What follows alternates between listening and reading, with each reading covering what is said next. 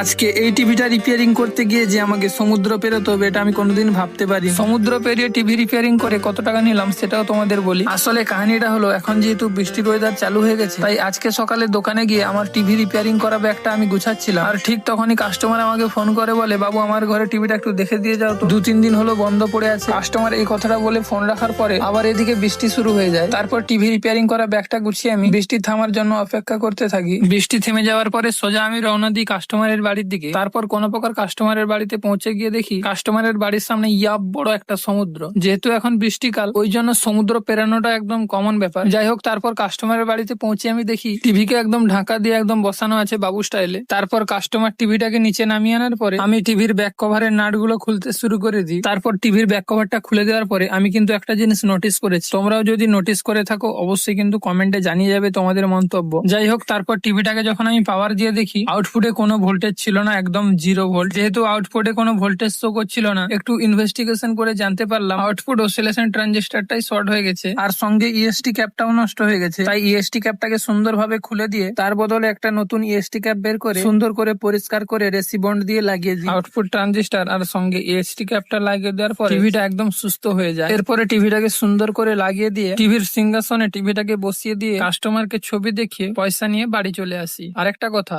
এতদূর যারা ভিডিওটা দেখেছো অবশ্যই কিন্তু কমেন্ট করে যাবে তোমরা কোথা থেকে ভিডিওটা দেখলে। এখন আমার ভিডিওতে মোটামুটি ভিউজ আসছে, কিন্তু আমি জানি না এই ভিডিওগুলো কোন জায়গা থেকে দেখা হচ্ছে। অবশ্যই কিন্তু কমেন্টে তোমাদের জায়গার নামগুলো বলে যাবে।